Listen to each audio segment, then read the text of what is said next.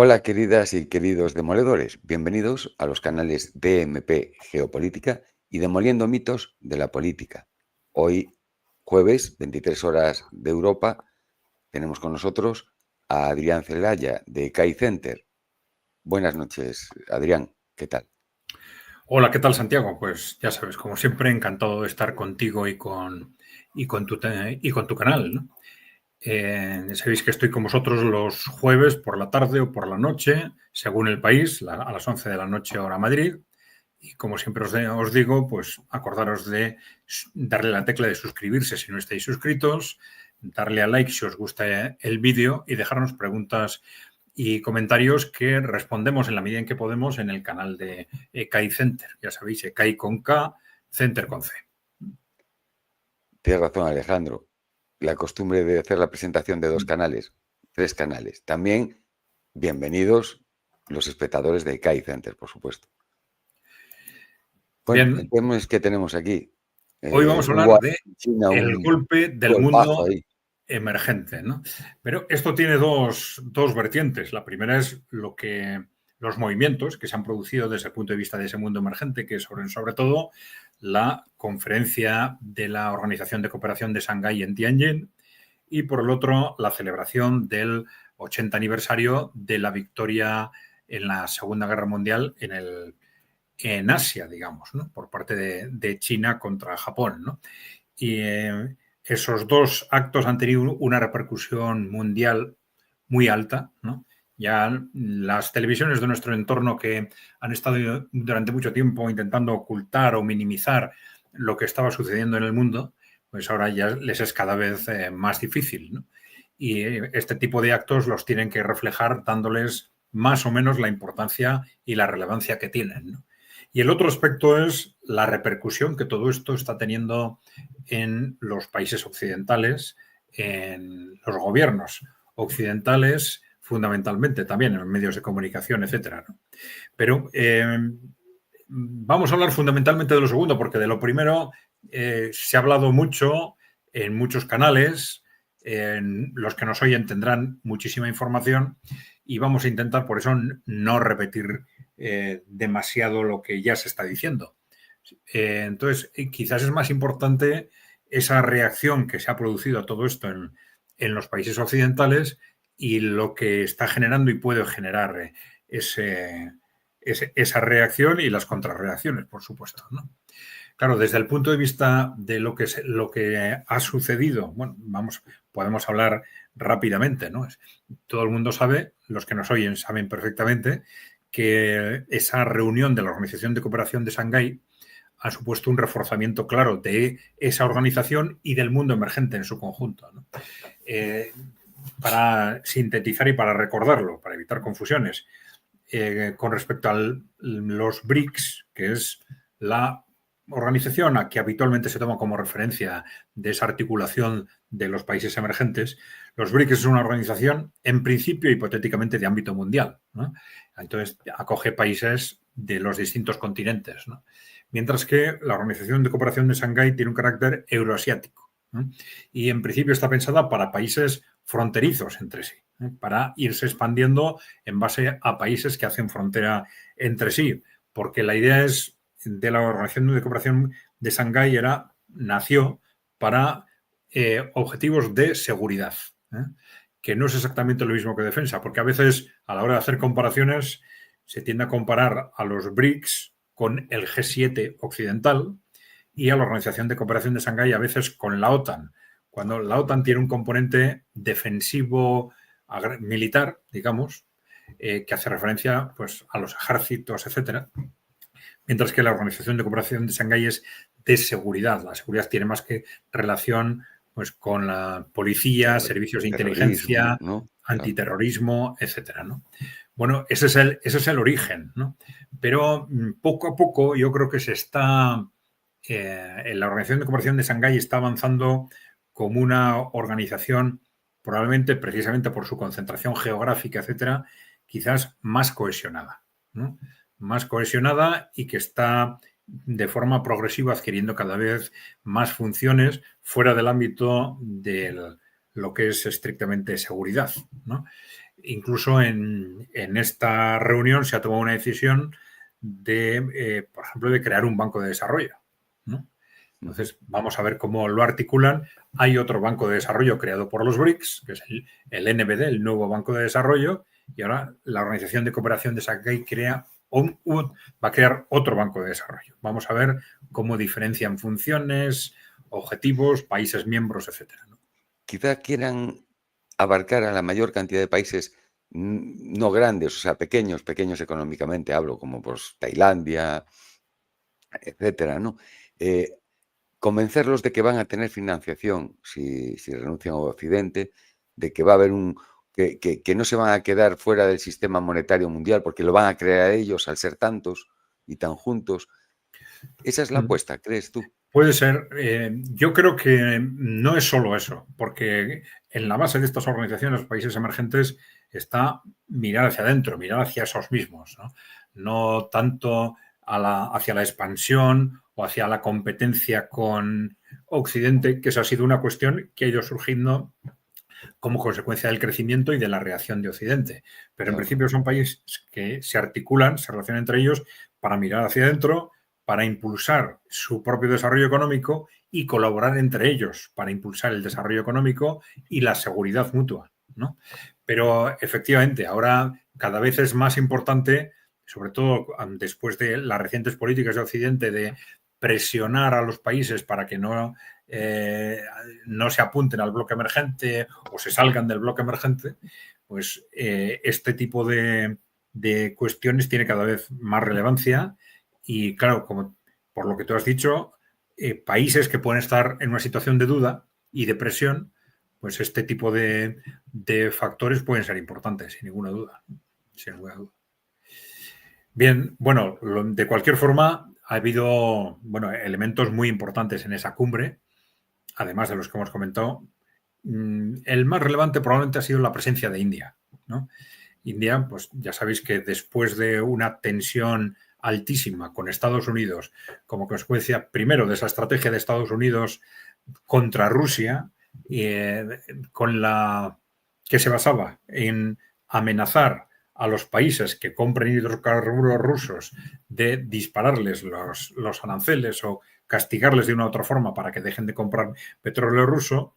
Bueno, esto parece que dan por supuesto que China, que es el país más importante en este sentido, pues que no les va a hacer caso, ¿no?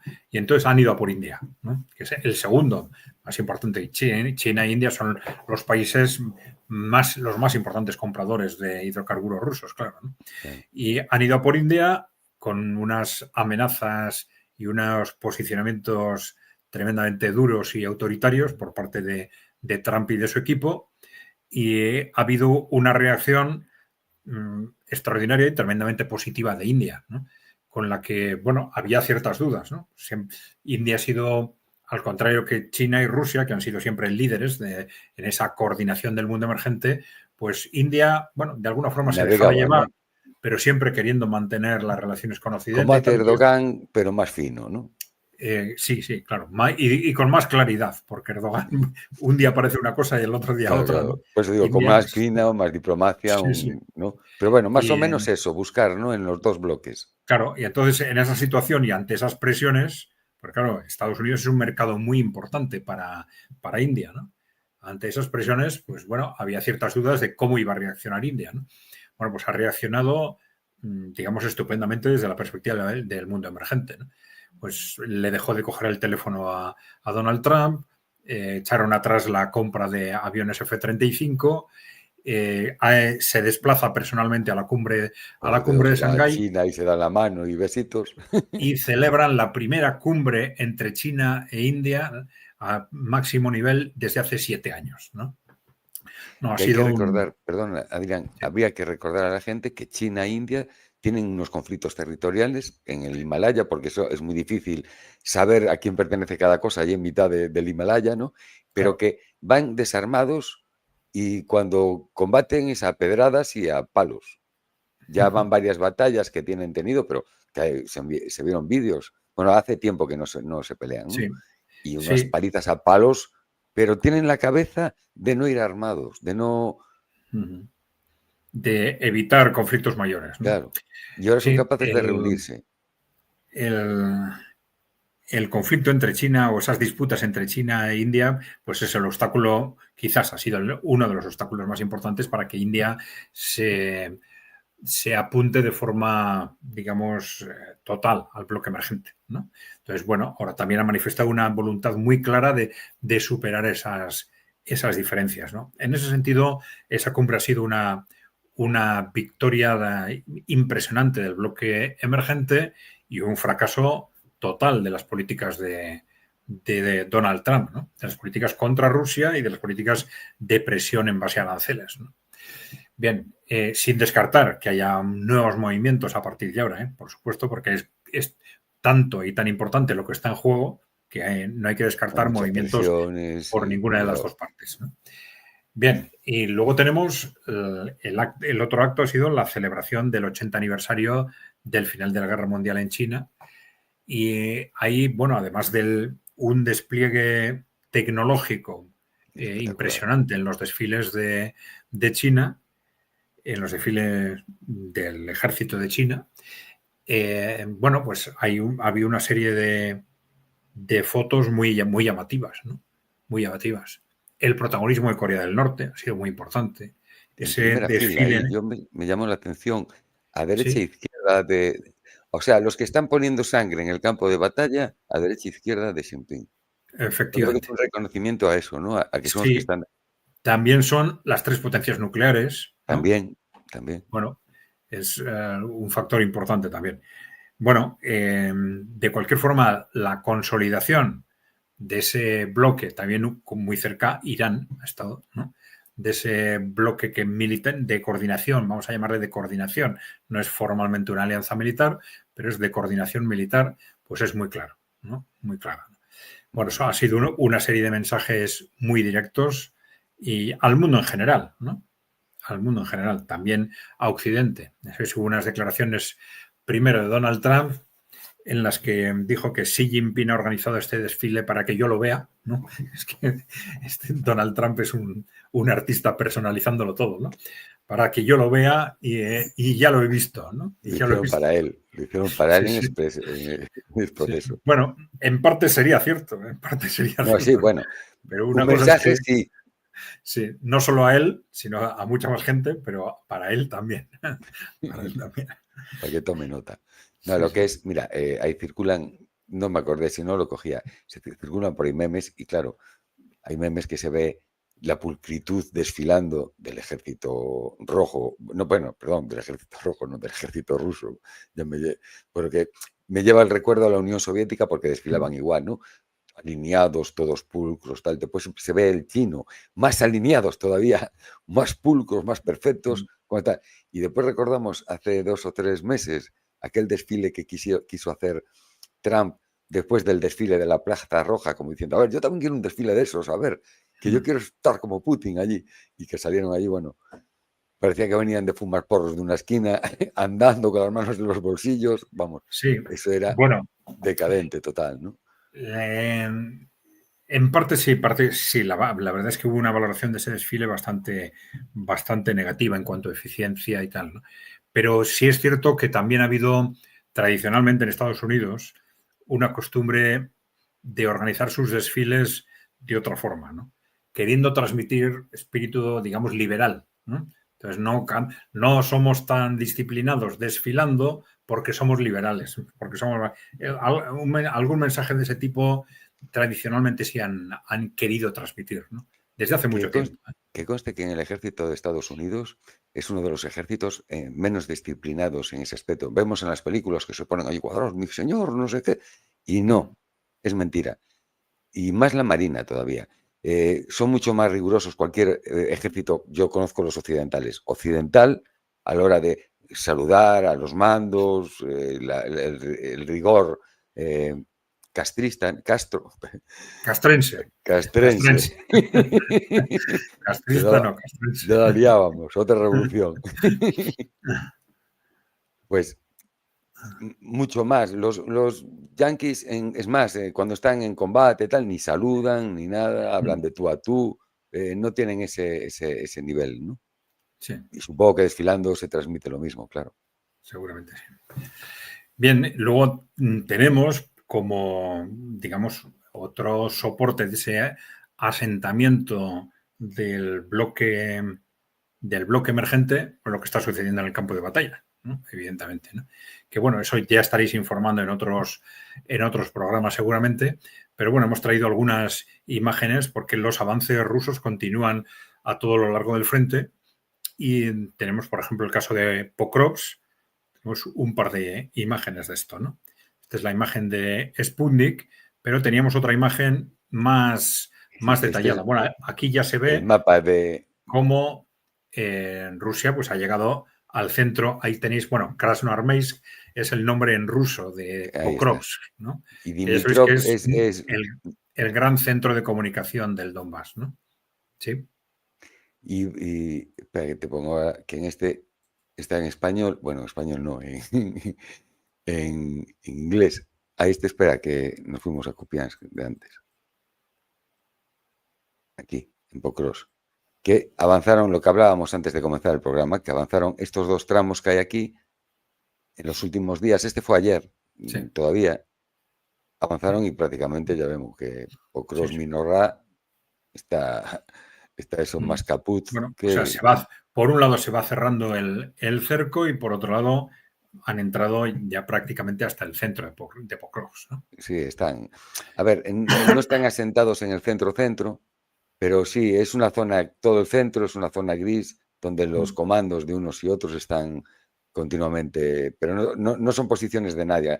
Los ucranianos tampoco están siendo expulsados, ¿no? Sí. Y bueno, para que os hagáis una idea, solamente en la zona de Pokrovsk y sobre todo más aquí al norte, en Dobropilia, para ayudar al famoso saliente este que tenemos aquí, la semana pasada hicieron más de 700 salidas de bombardeo. 700 salidas en esta zona. Imaginaros a base de bombas FAB lo que tiene que ser eso. Lo que tiene que estar cayendo ahí en Pokrovsk y todo. Tiene relación con lo que comentábamos la semana pasada, si recuerdas, ¿no? Bueno, ahí si vuelves a poner el saliente, sí. Esa lengua que ha salido hacia arriba del cerco de Pom, hacia el norte del cerco de Pokrovsk, vemos como ya dieron marcha atrás con la reacción ucraniana, pero están ensanchando el saliente muy claramente, ¿no? Allí se habían desplazado pues unidades muy importantes de Azov, precisamente para contener el avance en esa lengua. Y bueno, está pasando lo que era previsible, ¿no? Hay un avance ruso, entonces los ucranianos concentran tropas para detener ese avance, pero esas tropas después son machacadas hasta que una vez que se ablandan, los rusos vuelven a avanzar otra vez. Y aparte es que ya te digo, toda la retaguardia, Dobropilia, tal, están recibiendo, pero una bestialidad, docenas de bombas diarias, y todos vemos los vídeos, lo que son esas bombas, aunque solo sea de 500 kilos, eso es una pasada. Y están haciendo una escabechina. Y como dices tú, en el saliente, primero estuvieron hasta hace unos días estabilizando y ordenando bien la defensa los rusos, y ahora ya están estabilizados y en nada seguramente vuelven a arrancar. Bueno, ya arrancaron porque ya recuperaron aquí estas ciudades, Nueva Sarkov y tal, las llegaron a tener los ucranianos. Sí. Y las volvieron a recuperar, Vilna y tal.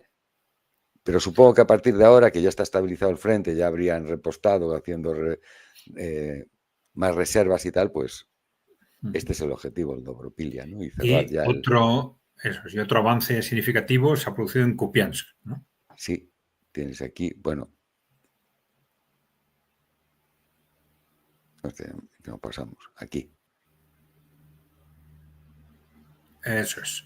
Donde también pues han entrado pues casi hasta el centro.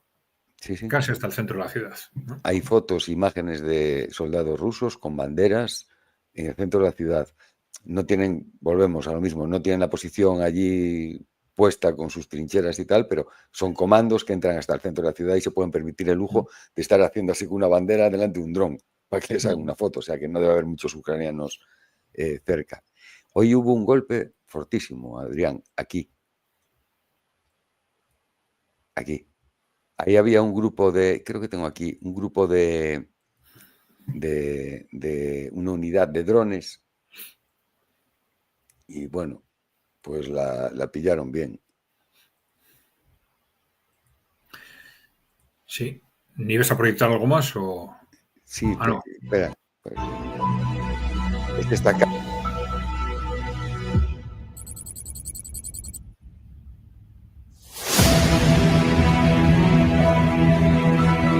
Bueno, pues no quedó nada. Ay, es la que tiene música esto. Yo no me... Uf. Pues eso. Es un ejemplo de lo que hablábamos antes, de la cantidad de bombarderos que están haciendo, están reventando todo lo que llega detrás. Yo creo que lo hacen ya así, ¿no? De que, como dices tú, provocan en un sitio y tal, y cuando tienen que mandar refuerzos, después la aviación con las bombas FAB y tal, pues hacen una verdadera escabechina, ¿no? Es duro, están llevando muy fuerte los ucranianos. Bueno, vamos a ver cómo las reacciones en Occidente frente a esta situación pues están siendo, bueno, fuertes y radicales, digamos, ¿no? Ahí vamos a ver con la imagen, a ver si acertamos la número 3. De Kaja Kallas. Sí, hay 2 de Kaja Kallas, la número 3. Donde aparece Kaja Kallas y texto. Un texto, vale. Entonces es esta. Eso es. Bueno, vamos a ver. Bueno, esto es un comentario en el que se le llama descerebrada a la Kaja Kallas. Bueno, es un punto de partida, pero bueno, no es que sea una persona especialmente brillante, está elegida por su rusofobia, ¿no? Sin más, ¿no? Pero bueno, dijo que Xi Jinping desafía abiertamente a Occidente junto con Putin. Es decir, después del desfile del 80 aniversario, pues Kaja Kallas, que es vicepresidenta y representante, digamos, pues sería de la ministra de Exteriores, si se quiere, de la Unión Europea, pues no se le ocurrió otra cosa que arremeter contra China, ¿no? Diciendo, bueno, estamos siempre arremetiendo con Rusia y ahora viene a decir, bueno, tener en cuenta que los chinos son tan malos como los rusos, ¿no? Algo así, ¿no? Dice, Xi Jinping desafía abiertamente a Occidente junto con Putin, ¿no? Mientras los líderes occidentales se unen en la diplomacia, la alianza autocrática busca un camino rápido hacia un nuevo orden mundial. Bueno, lo de la palabra autocracia es muy utilizada para criticarlo, ya no saben cómo desprestigiarlos. Y no se sabe muy bien la palabra autocracia qué quiere decir, pero bueno, como suena mal, pues se utiliza, ¿no? Porque ya no es autoritarios, decía en un momento, pues regímenes fuertes, regímenes autoritarios. Será automática. Claro, si decimos dictaduras no es creíble, pues ¿cómo les llamamos? Autocracia. Autocracia. Pues bueno, ¿y eso qué quiere decir? Pues vaya usted a saber, ¿no? Pero bueno. Pero en fin. Ya habría que preguntarle cómo llamarían ellos al gobierno de la Unión Europea. Porque yo tampoco me tengo muy claro qué es. Bueno, pero ¿cómo le llamarían ellos? Ya sabes, liberal, democrático, progresista, verde inclusivo, etcétera, ¿no? Eso te voy a decir, no, que no te falte el inclusivo. Claro, claro. Bien. Bueno, entonces decía esta mujer, se observa cómo el presidente Xi Jinping está junto a los líderes de Rusia, Irán y Corea del Norte en Pekín. No tiene solo una retórica antioccidental, es un desafío directo al sistema internacional basado en reglas. Eso es el sistema internacional que tampoco sabemos lo que quiere decir, pero ahora se han acostumbrado a llamarle basado en reglas, basado en nuestras reglas, ¿no? Basado en las reglas que ellos los mercados, quién será, las reglas, las que sean, es todo así, ¿no? Según les interesa el momento. Entonces están cuestionando el sistema internacional basado en nuestras reglas y quieren un sistema internacional basado en otras. Si lo dijera así, bueno, así lo entendemos, ¿no? Digamos, ¿no? Dice, y no es solo simbólico, ha dicho. La guerra de Rusia en Ucrania es apoyada por China. Estas son realidades a las que Europa debe hacer frente. Está intentando amenazar a China, ¿no? Por ese posicionamiento, ¿no? Bueno, podemos ver, vamos a ver, en la imagen número 2. Un texto, ¿no? Sí, que es texto. ¿No? Bueno, aquí tenemos otra vertiente de otras declaraciones que ha hecho, también alrededor de este desfile, muy llamativas, ¿no? Dudó de la victoria de Rusia y China sobre el nazismo en la Segunda Guerra Mundial. Rusia venció al nazismo en la Segunda Guerra Mundial. Eso es algo nuevo. Ha dicho eso. Bueno, añadió que muchas personas no leen ni recuerdan mucho la historia. Dice, si conoces la historia, eso genera muchas preguntas en tu cabeza. Pero puede decir que hoy en día la gente no lee ni recuerda mucho la historia. Por eso se ve que aceptan esas narrativas, ¿no? Bueno, pues se ha atrevido a cuestionar, porque podría haber dicho, no, también Occidente participó, ¿no? Pero bueno, se ha atrevido a cuestionar que el 80% de las pérdidas del ejército alemán, del ejército nazi durante la guerra, la sufrió contra la Unión Soviética, ¿no? Eso no lo tiene en cuenta, claro, ¿no? No tiene en cuenta ni eso, ni que en Estonia se permite manifestación, o sea, hacer desfiles de nazis que participaron con el ejército nazi. Hay cientos de vídeos en la red. Y hacen exaltación del nazismo. Por lo tanto, por eso duradera de la victoria, porque claro, ella es perdedora, ¿no? Sí, claro. Y bueno, al final la televisión occidental pues ha dado la versión que ha dado. Siempre cada país ha vendido que ellos eran los ganadores, ¿no? En el caso de la guerra en Asia, hombre, está bastante claro que la victoria terrestre se debió a China y a la Unión Soviética, ¿no? Mientras que la victoria en el mar fue cosa de Estados Unidos, ¿no? Que conste que las cifras, yo tengo si buscáis en el canal, hay un programa que hice yo sobre las pérdidas de cada bando en la guerra, y en las batallas que nos venden en Hollywood de Okinawa, Iwo Jima, ese heroísmo sangriento, que no dudo del heroísmo de los que están en el campo de batalla, porque hay que estar allí y ellos se mueren. Ellos sí que son héroes. Pero cómo nos lo narran y te pones a ver, resulta que en Iwo Jima, no recuerdo las cifras exactas, pero a lo mejor murieron 1.500 soldados estadounidenses. Y resulta que coges una batalla como la de Kursk y hablamos de 1 millón de bajas entre ambos bandos. Y a ver, es que no hay color. Sí, la batalla más sangrienta del Pacífico tuvo 2 o 3 mil muertos. No, en el caso de China tuvo cerca de 30 millones de muertos. Ahí está. Y la Unión Soviética 27 aproximadamente, ¿no? Es decir, no los que pusieron los muertos está claro que fueron China y Rusia, ¿no? en esa guerra, ¿no? Bien, hay no es la imagen, en el vídeo, que es el número 9, la última, donde aparece Vladimir Putin. Si lo puedes poner. Correcto. Vladimir Putin ha respondido. Берлин-то взял штурмом. Американцы? А кто Берлин-то взял штурмом? Американцы, что ли? Англичане или французы? Красная армия. Подзабыли? Muy claro. А кто Берлин-то взял штурмом? Американцы, что ли? Англичане или французы? Красная армия. Подзабыли? Pues sí, parece que lo han olvidado. Muy claro, ¿no? Bien. vamos a ver. Las reacciones, independientemente de estas reacciones extrañas y en parte fuera de lugar de Kaja Kallas, pues están siendo significativas, ¿no? Hay un movimiento muy claro en los medios de comunicación norteamericanos para, digamos, alentar o empujar a la administración de Donald Trump a una posición más agresiva contra Rusia, ¿no? Creo que con esto están relacionados, si no me equivoco, las imágenes 7 y 8, ¿no? Pero bueno, sí. ¿Pero son textos? Sí, son textos, ¿eh? Entonces sí, aquí.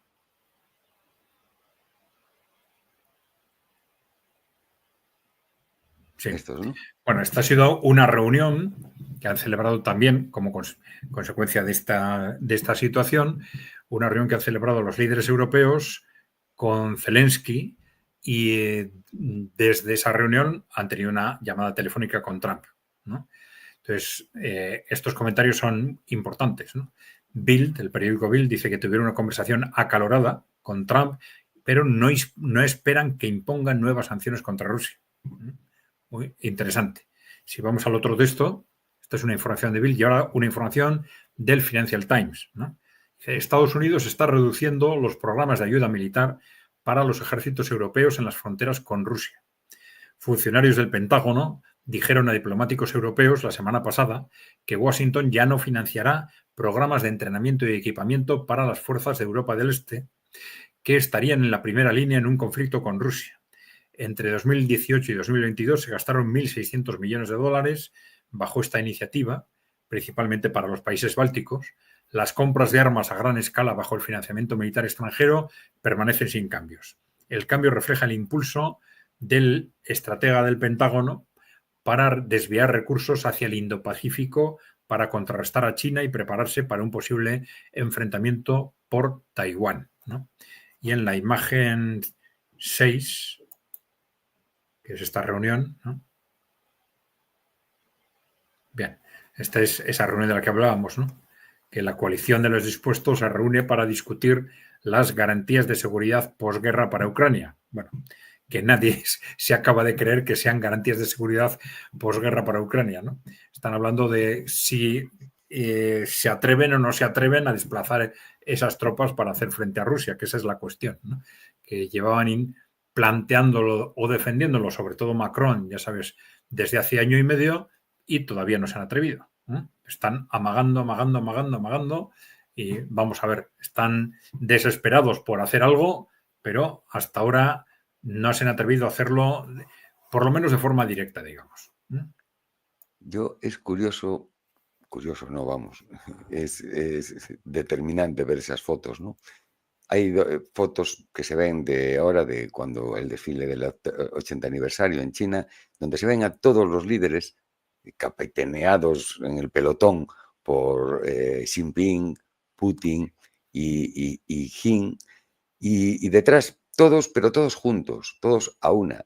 Todos se ve un buen ambiente, buenas caras y tal. Y después vemos las reuniones de Trump con los europeos y vemos las caras y vemos a Trump aleccionando a sus alumnos y todos en la mesa sentados con la cabeza bajada, escuchando lo que la gente naranja les está escupiendo a la cara, porque es algo así, ¿no? Claro. Vimos como Bordenleyen hasta, vamos, solo faltaba poner rodilla en el suelo como ante el rey, ¿no? Y besarle la mano. Y sin embargo, se viene a un ambiente más de cordialidad, de amistad, de unión, de todos juntos y todos tenemos nuestro derecho en la parte asiática. Claro, ¿y eso qué es lo que está reflejando?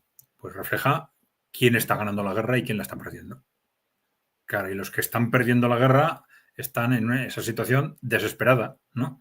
De no saber qué hacer para pararla o para salir de esa situación, ¿no? Que no es una preocupación tanto militar como política e ideológica, ¿no? Es decir, bueno, ellos no están realmente pensando que después de Ucrania Rusia vaya a invadir Europa hasta Lisboa, ¿no? Ellos lo saben, hombre. Claro, lo que están pensando es que si Rusia vence en Ucrania, pues la influencia política e ideológica de ese bloque que está, según dicen, amenazando a Occidente, pues que se va a disparar. Además, aunque Rusia quisiera, y dice, wow, pues es el nuevo imperio, quiero conquistar toda Europa. Rusia no tiene capacidad para conquistar Europa sobre el terreno. A ver, somos 500 millones de europeos y somos países con recursos. O sea, sería algo ilógico. Aparte, después que va a estar ocupando 4 millones de kilómetros cuadrados de gente que los odia y que va a estar... ¿Para qué? ¿Para qué quiere eso? A ver.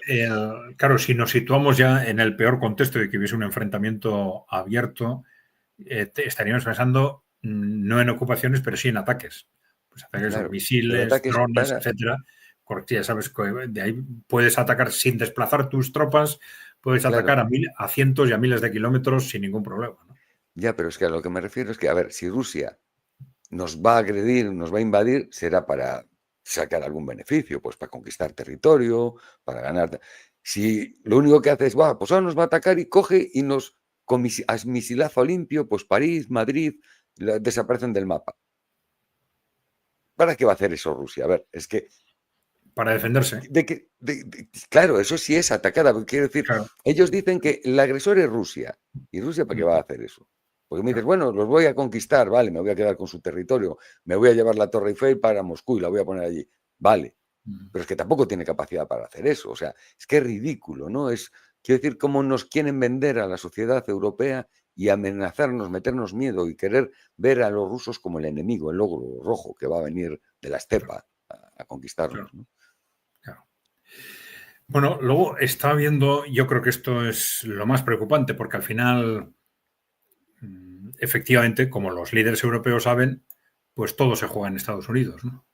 El que ellos realmente puedan o no puedan reaccionar o hacer algo frente a esa victoria rusa en Ucrania, ¿no? Y lo preocupante es que efectivamente el establishment norteamericano está con ellos, ¿no? Yo creo que el gobierno de Trump tiene una posición, digamos, de eso que ellos llaman realismo en el ámbito geopolítico, que está muy relacionado con las teorías de Kissinger, ¿no? Que tuvo mucha relación con Trump en el primer año de mandato de Trump, sobre todo en el 2017, ¿no? Y dentro de esas posiciones de realismo, pues se dan cuenta de que el mundo ya no es el de antes, que Estados Unidos no puede ser el policía del mundo y que, por lo tanto, que hay que buscar una salida a esa situación. Mientras que estos líderes belicistas europeos y el establishment norteamericano lo que quiere es evitar a toda costa renunciar al control del mundo, ¿no? Y esta es la clave, ¿no? Es más, parece, por declaraciones que se ven, parece que son los militares, hablo de los militares, los soldados, los profesionales estadounidenses, son muchísimo más cautos y más medidos que los políticos. Los militares saben que si se meten allí con Rusia, eso es una sangría, sangría. Aunque sea en el campo de batalla o sea misilazo limpio uno con otro, es una sangría. Podrás ganar, no sé qué vas a ganar, si la mitad de tu país desaparece. Claro. Los militares saben eso. Sin embargo, parece que estos políticos no tienen una conciencia. Bueno, entonces ahí es significativo, en sentido negativo, los movimientos que está habiendo en los medios de comunicación en Estados Unidos, ¿no? Claro. Sobre todo con ese objetivo clave que es presionar al gobierno de Trump para que se implique más contra Rusia, ¿no? Por ejemplo, tenemos en la Fox, que ya sabéis que es una cadena tradicionalmente muy ligada al Partido Republicano, no precisamente trumpista, aunque da eco a veces al trumpismo, pero bueno, muy vista evidentemente por los votantes trumpistas, ¿no? Por los votantes del trumpismo, ¿no? Y está lanzando mensajes muy agresivos en este sentido, ¿no? Vamos a ver, por ejemplo, algunos mensajes de la Fox, ¿no? Trump no dará ninguna oportunidad a Putin. Han amenazado de alguna forma hasta con el concepto de destruir a Rusia, ¿no? Trump no abandonará el juego, comenzará a apoyar activamente a Ucrania. Esto lo ha dicho en Fox el que fue asesor de seguridad nacional de Trump, Robert O'Brien, ¿no? Dice, y esto en la práctica significaría sanciones a Rusia, sanciones al Banco Central ruso, que Rusia sea expulsada del sistema SWIFT, sanciones secundarias a países como India, ¿no? Que compran petróleo ruso, y dar armas a Ucrania para que los ucranianos puedan luchar contra los rusos, ¿no? Bien. Y por otro lado, también en la Fox, porque estoy citando la Fox porque es también lo más preocupante, ¿no? Tenemos a Larry Kudlow, ¿no? Que es un tradicional, es economista, pero bueno, responsable de un programa económico en la Fox, ¿no? Pide represalias contra Rusia, ha apoyado la idea de endurecer las sanciones contra Moscú, que debería conseguirse aplastar a Rusia. Bueno, este hombre siempre ha sido, digamos, antirruso, por decirlo de alguna forma, ¿no?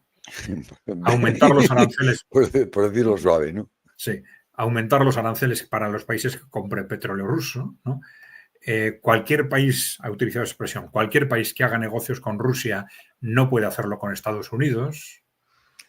Yo creo que Y largan incluso cosas. exigió que se retiraran, decía, es decir, en la práctica, que se confisquen esos 300.000 millones de dólares rusos que están, no es confiscados, que están congelados, digamos, Congelados. ¿no? Que están congelados por Occidente, ¿no? Y que el dinero se entregue a Kiev, decía esto, ¿no? Bueno, antes de Kiev ya se encargan ellos de repartir las partes de cada uno, ¿no? Porque ahí, vamos, ese dinero si le mete en mano, come ahí hasta, desde la Border-Bruggen hasta el secretario de Zelensky, bueno, ni te cuento, se llevan la mitad, seguramente. Sí, bueno, incluso hay rumores, porque desde el principio se ha hablado de que lo que en realidad los países occidentales están entregando a Ucrania es mucho más de lo que declaran. Entonces, que están utilizando cuentas indirectas, etcétera, ¿no? Y últimamente, en concreto, lo que se ha dicho es que, por ejemplo, que países como Francia pueden, de hecho, haber estado utilizando ya estos fondos rusos, ¿no? Sin decirlo, ¿no? Y claro, de tal forma que con eso ellos mismos se están pillando frente a una posible solución, ¿no? Es decir, la posible solución haría reventar todo esto y además que ellos que han estado robando, digamos, ¿no? Esos fondos, ¿no? Y a ver cómo lo explican ahora, ¿no? Porque Claro, si ahora se rinden, ¿dónde está la pasta? claro. Porque tú no le puedes quitar a un país el dinero así porque sí, porque te da a ti la gana, ¿no? No, esto se ha dicho desde el principio, ¿no? Que era una amenaza para el propio Occidente, ¿no? Y vemos cómo desde que el momento en que empiezan las sanciones se ha producido un realineamiento del conjunto del mundo hacia los países emergentes, ¿no? Es decir, ellos ponen en marcha las sanciones para castigar y aislar a Rusia y el efecto fue el contrario. Es decir, consiguen dividir al mundo en dos, más o menos con matices, ¿no? Dividir al mundo en dos, pero quedándose Europa y Estados Unidos y sus aliados en un lado y todo el resto del mundo emergente y en desarrollo en el otro, ¿no? Además, la foto esa que mirábamos, la armonía y que como los otros te conquistan, o sea, te conquistan, quiero decir, con las buenas palabras, con los buenos tratados, mientras que los otros te aleccionan y te conquistan porque ellos te lo dicen y te callas y lo haces y si no sanción, es un cambio bestial, ¿no? Sí, Claro, sí, sí. ¿cómo no va a escapar? Los países emergentes no están recurriendo a medidas de presión contra los países dudosos, digamos, como está haciendo Occidente, desde luego.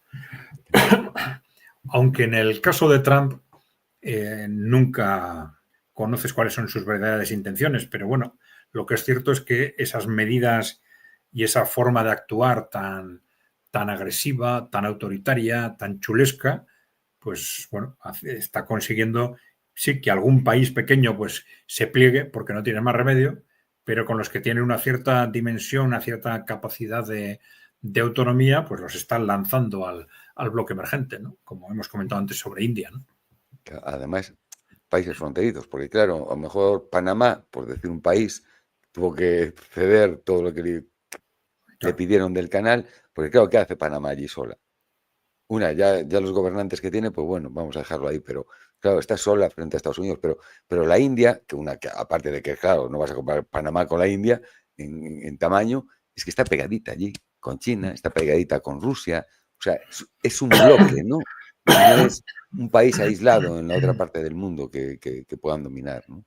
Y están haciéndolo bien en ese aspecto porque están creciendo, como decías tú antes, ¿no? Hacia afuera, ¿no? Desde el epicentro China, ¿no?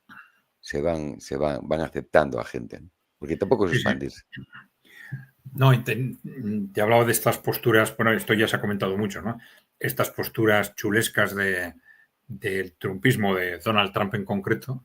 Ya sabes que en la conversación con el primer ministro indio, pues le reprochó que con lo que él había hecho para resolver el conflicto con Pakistán, que deberían proponerle, que India debería haberle propuesto para el Nobel de la Paz, ¿no?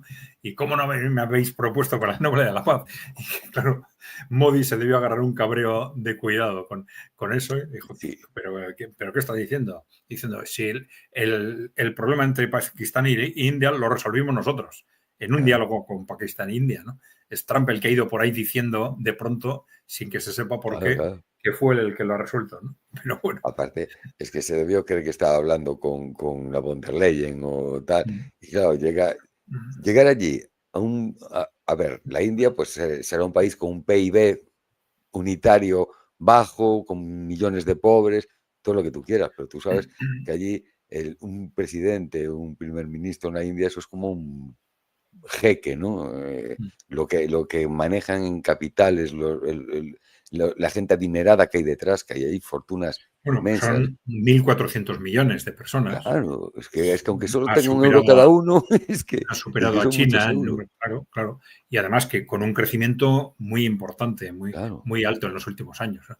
Repartido de forma desigual y tal, pero claro, es lo que creo que lo habíamos hablado, de que China repartía esa ganancia toda económica y de la tecnología la estaba repartiendo con su pueblo, por eso creció tan rápido, mientras que la India, las élites, de momento no abren la mano ni, vamos, le van soltando un poco, ¿no? Pero poco. En realidad solo quedan todo cuatro familias. Bueno, ha habido, y yo creo que esto es interesante, ha habido en estos actos, ha habido una serie de mensajes, no solo internos, sino de carácter ideológico, yo diría, que yo creo que quizás es uno de los factores que ha generado nerviosismo en Occidente, ¿no? Por ejemplo, pues se ha hecho referencia a que la Organización de Cooperación de Shanghái va a impulsar una nueva arquitectura internacional, y ha hablado ya no solo de seguridad, ¿no?, sino también una arquitectura geopolítica, ¿no?, de que, bueno, se ha empezado a especular si están planteando en algo alternativo a la ONU. Y distintos países han dicho, me apunto a esto, me apunto a esto, me apunto a esto, ¿no? Vamos a ver qué es lo que hacen, ¿no? Porque el secretario general de la ONU apareció en la reunión de Shanghái. En la foto, pues no apareció como en las de Occidente, que cuando va está siempre en el centro, ¿no? Aquí lo tuvieron marginado en una esquina, ¿no? Como hicieron con Pedro Sánchez en la reunión de la OTAN. Lo castigaron cuando dijo que no soltaba la pasta. Lo castigaron. Pues así, el secretario general de la ONU parecía que estaba como castigado, ¿no? Pero bueno, el que fuera allí es un reconocimiento de que él sabe el peso que tienen los países emergentes, sabe dónde está el futuro, ¿no? Pero los países emergentes suelen decir que la Carta de las Naciones Unidas de 1948 es válida y debe ser la base de las relaciones internacionales. Es lo que te iba a comentar, sí. Pero otra cosa es la organización que se ha creado alrededor del Secretariado de las Naciones Unidas, etcétera, que eso, bueno, pues ha estado excesivamente controlado por Estados Unidos, etcétera, ¿no? Bueno, vamos a ver qué pasos dan en ese sentido, pero bueno, ya está. Es un apunte muy directo y muy amenazante para Occidente. Ha habido otros mensajes, como la apelación de Xi Jinping al marxismo. Una apelación curiosa, ¿no?, que también ha dado mucho de sí, ¿no? Es decir, no solo nos vamos a defender de Occidente, no solo estamos dispuestos a defendernos, no solo somos más del 50% de la humanidad, sino que además para nosotros, por lo menos para China, ¿no?, pero el marxismo es una referencia fundamental, ¿no? Sí, es que a veces nos olvidamos de que China sigue siendo comunista, aunque tenga ese desempeño económico, ¿no?, tan capitalista. Sí, pero el método de análisis económico, socioeconómico y tal, es un método, es su método de análisis, es un método marxista, claro. Claro. Ajustado a su país y al tiempo moderno, pero sí. Sí, bueno, ahí podríamos discutir qué es lo que significa el método marxista y hasta dónde llega, ¿no? Pero desde luego es un método que te compromete a hacer un análisis realista, ¿no? Claro, y eso choca radicalmente con Occidente, ¿no? Donde funcionamos siempre en base a campañas de publicidad, ¿no? Una campaña, las grandes empresas se ponen de acuerdo para que en los medios nos lancen una campaña de publicidad una semana, vamos por ahí, la semana siguiente una campaña, aunque diga lo contrario de la anterior, pues todos detrás de esa campaña, etcétera, ¿no? Pero bueno, de cualquier forma, sí es un mensaje amenazante porque, claro, en el fondo, nosotros hemos hablado muchas veces de que Rusia y China, sobre todo, ¿no? También otros países del bloque emergente, pero sobre todo Rusia y China, en realidad están de acuerdo en una estrategia, digamos, anticorporativa, ¿no? Anticorporativa, que es en realidad lo que les preocupa a estos gobiernos occidentales, que están controlados por las corporaciones y entonces se sienten muy directamente amenazados por esas políticas de la Rusia de Putin y de la China de Xi Jinping, ¿no? Que son anticorporativas internamente y son anticorporativas externamente. Es decir, están planteando un orden mundial en el que no dominen las corporaciones occidentales. Así de claro. Ese es el. No es.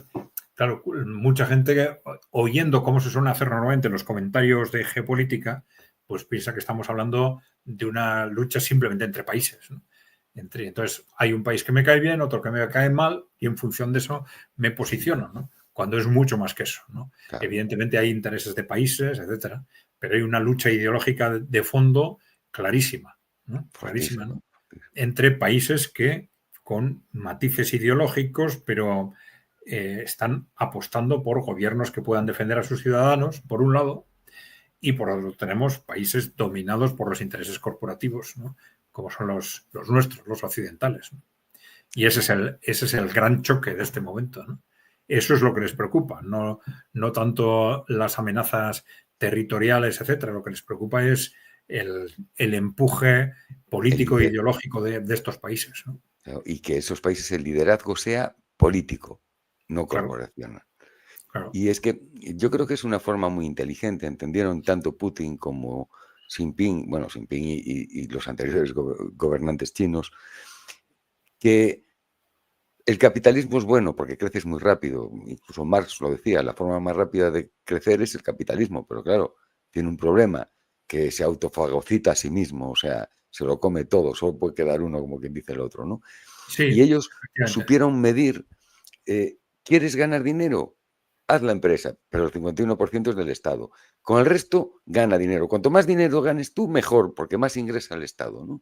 Y después, sí, claro, repartir esa riqueza. Tienen superada esa dialéctica de, digamos, de capitalismo en sentido de empresas privadas, sí o no, ¿no? Entonces, vamos a utilizar el capitalismo en la empresa privada en lo que la empresa privada haga bien. Claro. Y no le vamos a dejar a la empresa privada salirse de su terreno para intentar controlar la sociedad o la política, y no vamos a aceptar a las empresas privadas que lo hagan mal. Así de claro, ¿no? Claro. Es algo aparentemente tremendamente sencillo, pero que genera modelos económicos, modelos sociales, modelos políticos, ideológicos radicalmente distintos. Claro. Es que aquí y que es el gran activo de estos países y que explica también por qué nosotros nos estamos yendo a la ruina, ¿no? Claro, claro. Es que, a ver, si nos gobierna entes, vamos a llamarle, con intereses propios y que les importa, así perdón la expresión, un huevo lo que le pasa a los demás, porque ellos mismos, es el famoso dicho de que no es personal, solo son negocios. Solo son negocios, pero sabes cómo nos tratan. Claro. Solo hay que ver las noticias todos los días, ¿no? Sí, hay que poner un freno a eso. Muchas veces en los análisis geopolíticos, en canales de YouTube y tal, se oye, es que estos dirigentes políticos de Europa, ¿no? Estos dirigentes europeos, pues no se entiende cómo actúan eso, están locos, tal. No, es que su actuación, evidentemente su nivel es bastante escaso, ¿no? Bastante deficitario, pero actúan con toda la lógica, no de su país, que actúan con la lógica de esos intereses corporativos. Por eso hacen cosas disparatadas desde el punto de vista de su país que no se entienden cuando analizas la geopolítica solo en base a intereses de país.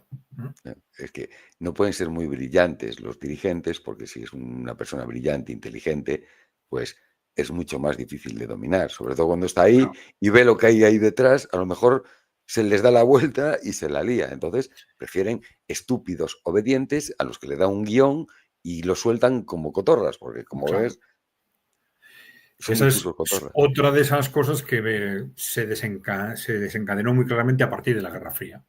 A partir de la Guerra Fría, las corporaciones dicen, bueno, ya no tenemos enemigos, podemos hacer lo que queramos y ya no necesitamos mantener las formas, pues vamos a controlar los gobiernos todo lo directamente que necesitemos. Y entonces empieza a caer el nivel de los líderes políticos radicalmente, ¿no? En estos 30, 35 años, en cada generación política ha habido una caída enorme, ¿no? Ahora la capacidad estratégica de los líderes políticos es cero prácticamente. Cero. Y después es que encima dices tú, como en el fútbol, ¿no? Dices tú, bueno, pues vamos a la cantera a ver qué hay. Es que no hay cantera. No hay cantera, porque tú ves los partidos políticos de los países y es que no ves nadie que digas tú, bueno, un tipo preparado, un tipo... No, son todos como siempre nos comentas tú con toda la razón, el partido único, punto. Da igual, no hay nadie, no hay ningún líder brillante. Y si sale alguno un poco brillante, por ejemplo, Pablo Iglesias, con una oratoria brillante, sabía discutir, pero nos engañó a todos como a chinos, ¿no? Sí, porque claro, yo creo que ahora las cosas están cambiando ya, pero durante todos estos años era imposible o casi imposible llegar al poder para hacer cosas distintas. Es decir, hubo un estudio que recogía 40 proyectos políticos supuestamente alternativos en Europa, que habían ido surgiendo en Europa durante estos 35 años, a partir del final de la Guerra Fría, y cómo todos, uno tras otro, habían engañado a la gente, ¿no? Al final, o porque ya desde el principio lo tenían pensado, o porque no lo tenían pensado, pero se adaptaron, todos acabaron engañando a la gente, ¿no? Y entonces, claro, la conclusión era muy clara. Esto quiere decir que o haces algo radicalmente distinto de lo que han hecho los demás, o no hay que creer a nadie que vaya diciendo que yo soy distinto, ¿no? Porque la estadística nos dice que no se puede, ¿no? Entonces dime tú qué vas a hacer distinto para asegurar que lo que ha sido imposible durante 35 años, tú puedes hacerlo, ¿no? Porque si vas simplemente porque soy más guapo que los demás, pues lo tienes muy difícil, ¿no? Pero yo creo que ahora eso está cambiando, precisamente por el cambio de contexto internacional. Lo mismo que al final de la Guerra Fría permitió abrir ese entorno de que las corporaciones se sentían dueñas de todo y han podido hacer lo que han querido con nosotros. Yo, precisamente por ese cambio de contexto internacional, ahora van a estar obligadas, por lo menos, a permitir opciones distintas como había antes, ¿no? Claro.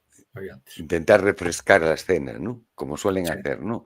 Darle un cambio, una vuelta a todo para volver al mismo sitio, claro, un 360 de esos. Seguramente dar una marcha atrás como hicieron durante la Guerra Fría, ¿no? Una marcha atrás para intentar acumular legitimidad. Todavía no están en esa fase, todavía están en la fase agresiva de restricción de derechos y tal. Y todo eso lo harán hasta que la derrota, seguramente la derrota en Ucrania, la derrota con el bloque emergente sea definitiva o se llegue a un reparto, quede claro que el bloque emergente se ha consolidado, aunque las corporaciones sigan manteniendo cierto poder sigamos, en Estados Unidos y en Europa occidental, ¿no? Pero va a ser ya un poder en el que los ciudadanos van a ver que hay otro bloque, que hay otra forma de hacer las cosas, que funciona mucho mejor, que trabaja para los ciudadanos, que nosotros, las corporaciones, nos han creado esto es este problema. Entonces, no lo van a tener fácil. Pues tienen dos opciones. O ceder, como decía antes, claro, o la dictadura, que no hay que descartar. Y creo que de esto hablamos en el último programa, ¿no? La dictadura hacia la que están dando pequeños pasos, que puede tener dos variantes, ¿no? Una dictadura, en los dos casos se podría hablar de filofascista, ¿no? Pero bueno, de una dictadura apoyándose en los grupos del Partido Único, como están haciendo hasta ahora, con un endurecimiento progresivo, restricciones de libertades crecientes, o bien si dar un salto hacia esos partidos conservadores, pro-trumpistas, ¿no? Y utilizarlos, ¿no? Si se prestan a ello, claro, que no lo sé. Habría que ver cuál es la relación de cada uno de ellos con estos grupos corporativos, ¿no? Pero, bueno, os llevamos al poder a cambio de que hagáis esto y esto y esto para asegurar el mantenimiento de nuestro poder, del poder corporativo, ¿no? Y, claro, ahí tienen factores, pues, bueno, que ya están empezando a revolverse con fuerza en Europa, como tú comentabas, el tema de la migración, por ejemplo, es un factor muy importante que se puede utilizar perfectamente para hacerlo estallar en una dirección o en otra y llevar a unos al poder o a otros, ¿no? Es un buen ariete. Claro. Todo lo que toca la sensibilidad de un grupo importante, no hace falta de que sea de todo el mundo, solo que sea un grupo importante y activo, como suelen ser esta gente anti-inmigración y tal, pues es fácil saltar y mover a la gente. Es lo que digo, hay que reconocer que tienen una capacidad espectacular para hacer giros de 360 grados, volver al mismo sitio. Y yo algo que te quiero tu opinión. ¿Cómo puede ser que yo ahora, Santiago, me presento con el Partido Demoledor de España y digo que voy a hacer X, X, Y, Z, Z, Z? En el caso, por ejemplo, del PSOE, en las últimas elecciones que ganó, que iba a retirar la ley Mordaza, que iba a hacer un plan de vivienda. Yo es que no quiero entrar en la política española porque es que me repugna, ¿no?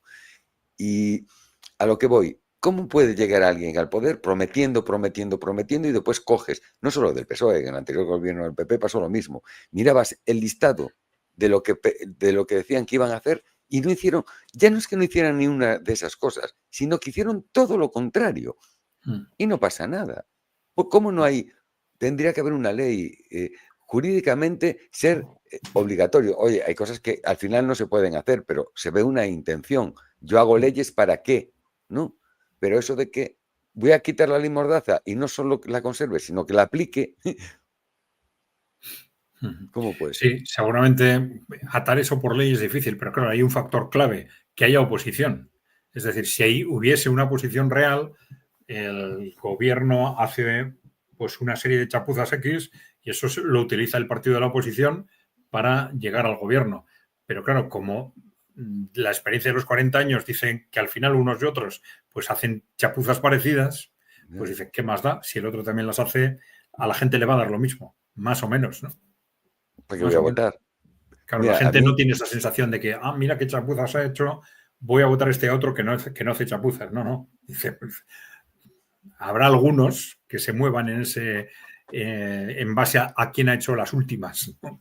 Las últimas chapuzas, ¿no? Pero en general la gente se mantiene fiel porque la experiencia también le dice que los otros actúan de la misma forma. Claro, o una de dos, o te mantienes fiel en plan aficionado de fútbol del Madrid, de Barcelona, del Bilbao, y vas, ganen o pierdas con ellos, o terminas diciendo, mira, dejadme en paz, porque además es que aunque os vote yo aquí, va a venir la Comisión Europea y si, por ejemplo, Santi, el del partido de los demoledores, quiere hacer X cosas y llega la Comisión Europea y dice, no, eso no se puede hacer en Europa. Pues yo quiero hacerlo porque, vale, sí, pues tú Aldo, pues no llevas ya, por ejemplo, los 20.000 millones que ibas a llevar para no sé qué, pues ya no los ves. La ayuda para hacer el tren tampoco hay. O sea, es una dictadura, ¿no? ¿Cómo puedes hacer? Es que... No, yo creo que ahora se abre un campo distinto, ¿eh? Yo creo que ahora es el momento adecuado, bueno, en teoría, para las dos opciones, para que los grupos políticos que ya existen se adapten a la nueva situación, si fuese posible, pero claro, ya están muy comprometidos financieramente, personalmente y tal. Es muy complicado. Teóricamente sí, pero en la práctica seguramente es muy complicado. Como para que surjan nuevos, ¿no? Para que surjan nuevos grupos que apuesten por los ciudadanos, que contengan la financiación externa, que se apoyen dentro de lo posible en financiación de sus afiliados, que bueno, se sitúen ante lo que está pasando en el ámbito internacional y que se planteen como una alternativa real para dentro de unos años, porque eso no se consigue de un día para otro, pero yo creo que sí es posible. Pues grupos como pueden ser el BSV en Alemania o el SMER, el grupo del socialdemócrata en el gobierno en Eslovaquia, ¿no? Yo creo que son referencias que pueden servir pues, muy claramente para el futuro, ¿no? Lo que pasa es que hay una trampa, ¿no? Esto es como jugar a las cartas, ¿no? Y unos juegan con las cartas marcadas. Los partidos que son apoyados por el gran capital, por las grandes corporaciones, tienen fondos ingentes. Y al final, tú y yo y casi todo el mundo sabemos que el que más minutos está en la televisión, el que más carteles pone por la calle, el que más sale en la radio, al final ya no es que vaya a ser el que gane seguramente, ¿no? Pero que tiene un porcentaje de victoria muchísimo, muchísimo más elevado que otro, pues que no tiene ese mismo presupuesto, que no puede tener tanta presencia, ¿no? En los medios. Sí, claro. Por eso cualquier grupo político no se puede plantear simplemente objetivos electorales, ¿no? Tiene que plantearse objetivos de influencia social, ¿no? Porque que cara pues, a sindicatos, movimientos sociales, incidir en la opinión pública y fortalecerse internamente, ¿no? Entonces, su fuerza tiene que ser sobre todo interna, con muchos afiliados. De base, ¿no? Claro, muchos afiliados y con influencia social. Y luego a partir de ahí ya vendrá lo de las elecciones como una consecuencia de esa fortaleza interna, ¿no? Pero claro, evidentemente, como tú dices, si simplemente lanzarse a la lucha electoral, pues ya sabes en qué terreno te mueves, ¿no? ¿Quién lo controla, ¿no? Evidentemente. Y menos mal que ahora tenemos internet y canales como Demoliendo Mitos y DMP, y para que sigan existiendo estos canales tenéis que echarnos una mano, hacer vuestro trabajo, darnos un like, suscribiros, compartir y acordaros de lo que dice Fernando Moragón, nos persigue el algoritmo y hay que luchar contra él. Sí, como dice Juan Antonio Aguilar, este es vuestro trabajo. Nosotros hablamos, largamos aquí y arreglamos el mundo, pero vuestro trabajo es darle al like. Sí, que ya comentamos que no es una frase hecha, que efectivamente el algoritmo nos castiga de forma significativa. Sí, sí. Durísimo. Mira, yo no sé si lo conté en algún programa, pero yo en X llevo mes y medio con 45.500 y pico suscriptores y gano 50, 60, 70 suscriptores diarios y cuando vuelvo a las 3 horas los he vuelto a perder. Llevo mes y medio o más entre 45.560 y 46.010. Llegas al 10 otra vez, al 70 o al 60, ¿no? Es un shadow banning exagerado porque yo no cambio de tema, no cambio de forma, es muy raro que todos los días pierda tal cantidad de usuarios cuando los gano, quiero decir, a alguien le gusto, ¿no? Sí, y así todo, y Internet, YouTube y tal es un instrumento extraordinario que antes no existía, claro, para que sin apenas recursos los mensajes alternativos puedan llegar a muchísima gente, ¿no? Claro, pero por eso es importante vuestro trabajo, porque, por ejemplo, como decía, mi canal de X, que me hacen eso, ¿por qué? Porque no avisan ni a la gente de las noticias que pongo. Entonces, como los suscriptores no digan, voy a ir a Eureka News a ver lo que dice, o voy a ir a DMP o a KI Center, como no vayan directamente al canal, a lo mejor te vas olvidando de nosotros porque no te salen noticias y cuando te das cuenta dices tú, vaya, hace 3 meses que no veo DMP, ¿qué pasó? ¿No? Y es eso, te van olvidando, nos van encerrando en grupos pequeños, nos van echando una esquina, por eso es importante. Es muy importante la lucha, esta de dar like. Muy bien, pues 1 hora y 8 minutos parece que es bastante, ¿no? Bueno, ya sabéis, yo estoy con vosotros los jueves por la tarde o por la noche, según el país, 11 de la noche, hora Madrid. No os olvidéis de darle a like si os ha gustado el vídeo, darle a la tecla de suscribirse si no estáis suscritos, dejarnos preguntas y comentarios que intentamos responder en la medida en que podemos en el canal de EKAI Center, que ya sabéis, es EKAI con K, Center con C. Y por mi parte nada más, Santiago.